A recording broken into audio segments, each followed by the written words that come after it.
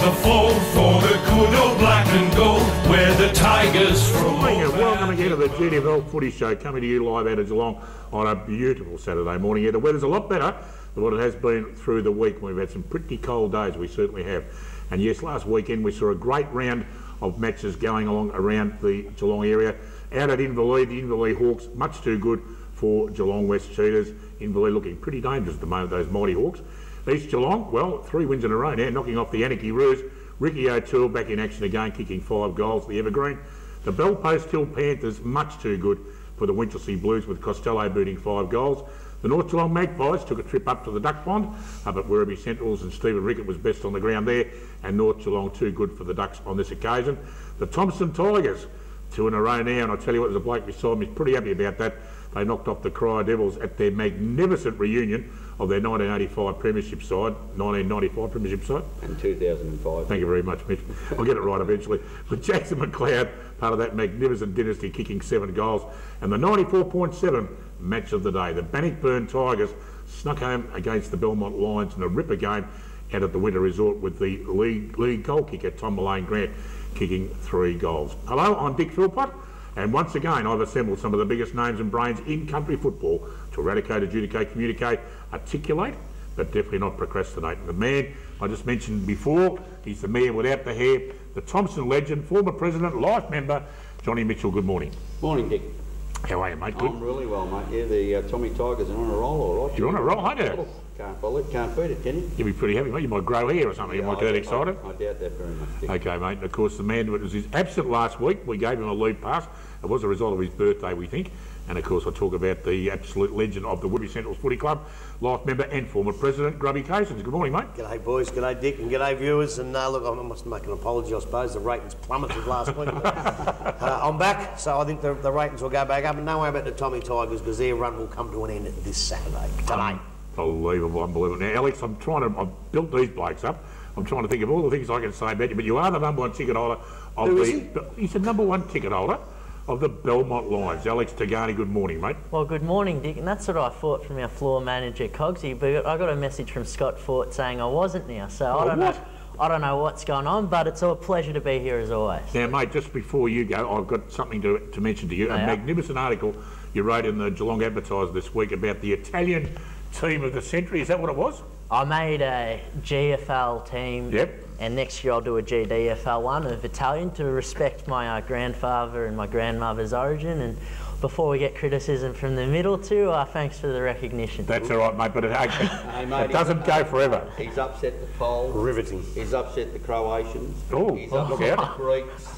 He's upset the English. He's upset the world. He's upset Europe. He's upset the world. You know what? 3 legends. I don't know how he gets on the show. That's a fair point. I actually agree with that. Well, Alex, I know, mate, just to burst your bubble a bit, mate, it was a great article, but I did get a phone call the other day from a good friend of mine called Frank Foppiani. Yep, here we go. Here we go. Now, of course, Frank, of course, was a great legend in local footy and former coach of the North Geelong Magpies.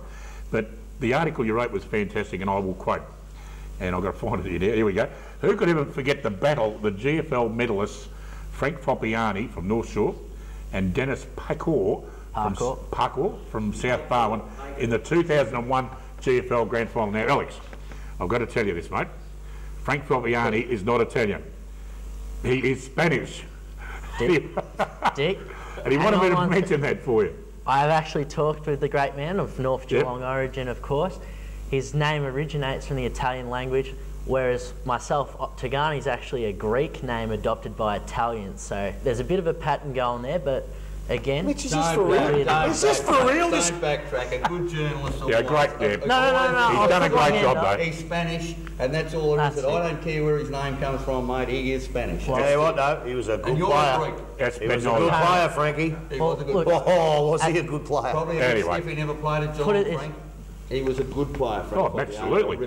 North Shore played a great North Shore games. Yeah, no worries at all. And Corio. Yeah. Go on, Alex, you got one last say. Dick, I'll put my hand up as a journo, say I got that one wrong, but Frank, if you're watching, I'll shout you a Spanish burrito next time. Time to talk some footy, I reckon, Dick. Fantastic. Okay, now, the last week's game, the 94.7 match of the day, out at Winter Resort. Gee, what a great finish that was, eh? Super. Only 5 points in it. Yeah, well, I would suggest that Belmont kept themselves in it by kicking straight. When you look at the scores, Dick, to be quite truthful. Yep. I went out on a limb. I thought that. I went out on a limb once. Yeah, broke. I thought that Belmont would probably win, but on their home ground. So they're in a bit of strife, Belmont, at the moment, because if they get beat by North Geelong today, and Thompson beat Werribee, as I would expect to happen up at the Duck Pond, Thompson and Belmont will be on the same points, and it's game on. But yeah, you know, bad kicking from Bannockburn, but they still managed to win. I think North Geelong kicked 9-2 or 9-3, didn't they, from memory? And Bannockburn kicked 11-13, I think. That's just off the top of my head. A lot of scoring shots yesterday for Bannockburn, so to me it says that they won fairly convincingly. All right, well, let's have a quick look at the ladder as it stands at the moment after the first few rounds of footy this year. There it is up on the screen there. Inverleigh Hawks still on top of the ladder and undefeated, going along very, very nicely indeed, followed by the Belpo Steel Panthers. I'm just having a bit of a chuckle, folks, because I just lost the side of the ladder then. And the North Geelong Magpies, the Bannockburn Tigers and the Belmont Lions sitting inside the 5 as we speak at the moment. Just outside the 5, the Tommy Tigers making a run, certainly are going along very nicely indeed.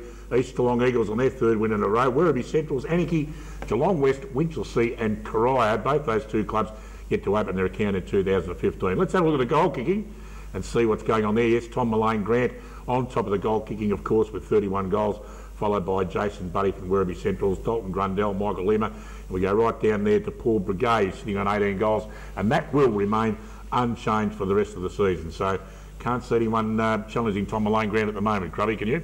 Well, Buddy's only 4 goals behind. Oh, you kick 12 against these violent mongrel videos. Finish up, you'll be 8 in front by next week. So where's the other Buddy brother?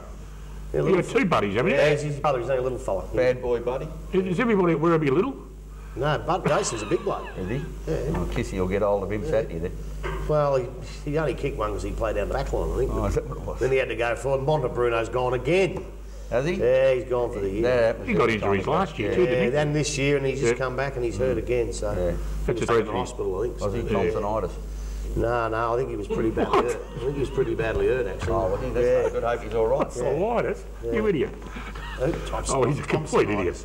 Oh, Thompsonitis, is it? Oh, okay. He's always never been the same since he lost the mayor's job. You're right there. We're going to take a short break. When we come back, we've got a new segment coming up this week. It's called the social segment. How come? Oh, well, because we've got no special guest, I don't think. Hasn't bothered to turn up this morning.